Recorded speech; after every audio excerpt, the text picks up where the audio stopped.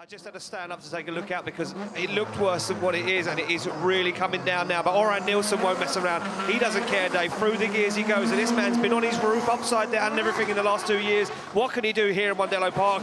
Almost had success last year, but it just didn't pull off for him. But now he's looking like he's on form. This is very controlled from Orjan Nilsen, one of the biggest cars on the circuit. This Toyota Supra making it work right now. The weight probably going to his advantage as Nilsen fulfills the outside zone and gets it dialed as he looks to flick across the circuit now. One treacherous part left to go between these two wall runs. Can he hold on to it? He certainly can, as Nilsen puts the wheel to the line and the bumper to the wall, as Nilsen fulfills the zones and gets the job done. That's incredibly impressive here. All that can change things up is that he wants to beat a 93.5 from Laurie Heine. Can Orjan Nilsen from Norway do that? Well, I mean, if there's any man for the job, it is this man for sure. As he flicks that big Toyota Supra across the circuit on the rumble strips. No messing around, but he catches big understeer. And he misses that inside zone now, gets back on it. Now finds that qualifying line. As Orjan Nilsen starts to bleed points, he's trying to reclaim some that he's got lost in the bank. But he's slow as he comes out of the outside zone. He flicks the car across the circuit, looks for the wall run, dials on big angle. That's a big risk for Orjan Nilsen. He's throwing some flair at this one,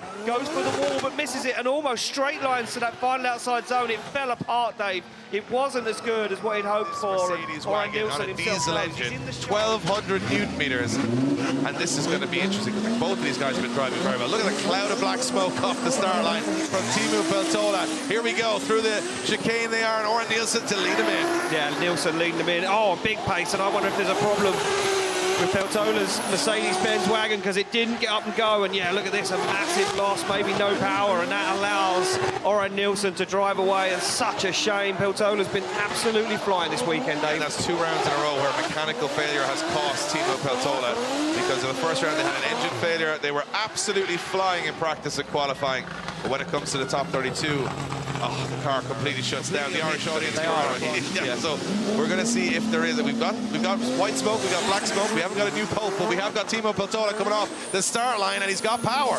He's got power, and he's going for it this time now, and he has a big initiation and fires the car in. Orjan Nilsen a little bit surprised by that. Maybe didn't think it was going to happen, but he goes 2 wheels on the inside of the circuit, and that will be points deducted, but it will be advantage for Nilsen at the moment. He's going very wide. Oh, he's flicking the car all over the circuit, loses grip, loses the back end, back into it he goes, and Orjan Nilsen trying to adjust, trying to balance, just trying to put on a fair fight. As they come towards the finish line, Nilsen says, I'm glad that one's done. Yeah, Orjan Nilsen was like, I have no idea what's going on in front of me here right now, but he did well to adapt to it. And not a lot of points separating them. They wait for their green light to go. Nilsen, I think, is going to bring a little bit of experience here, but the fearlessness of the young Irishman could prove a little bit too strong. They're through the gears, down over the hill, and a big flick from Orjan Nilsen.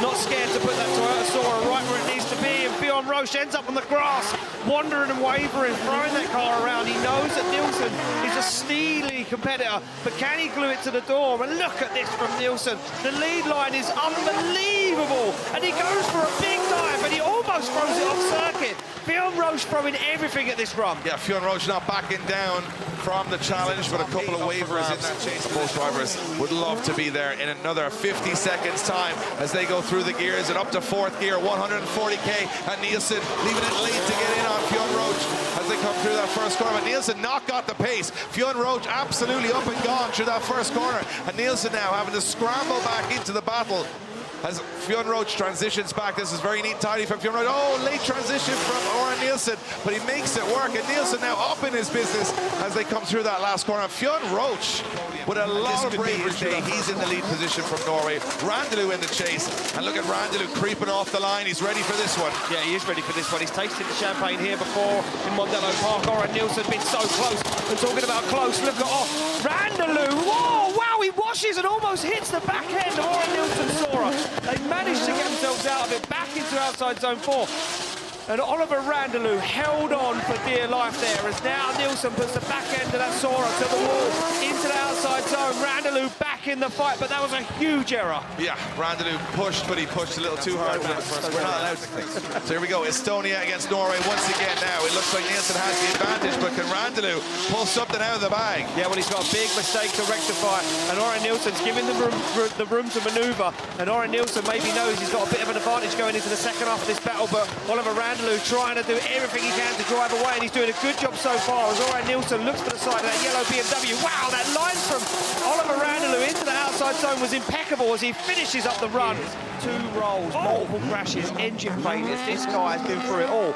Dwayne McKeever stands in his way. Is he going to let him stand in his way? Has he got the pace? Has he got the pace? Ian, they go through the gears. McKeever's the fastest man on circuit right now, and Nilsen has the pace. Yeah, he does have the pace. Can he hold on to it, or is he going to fall off track like Juha Ritten? And he does. He makes a massive mistake. He has to reinitiate into outside zone 4. And Orjan Nilsen can't hang with Dwayne McKeever as McKeever now puts the back bumper to the wall and starts to drive away once again as Orjan Nilsen has to get back into the fight.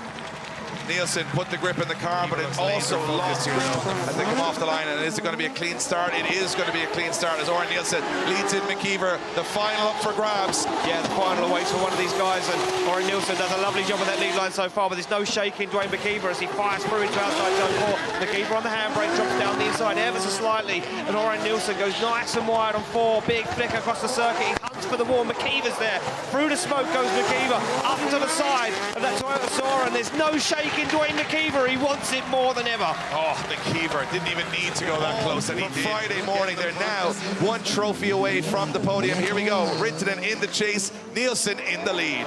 Yeah, through the gears, over the hill for the last time for these guys. And look at this already. Juha Ritten on the door. Oh! Contact on initiation. Big contact from Juha Ritten. And now is that car 110%? Was there still a problem after that crash? Well, I shouldn't have commented on Nielsen's car being in great condition for the finish of the event because, yeah, big hit on the door. And a wave from Orjan Nilsen to the crowd saying, hey guys, I was just in a crash. See that?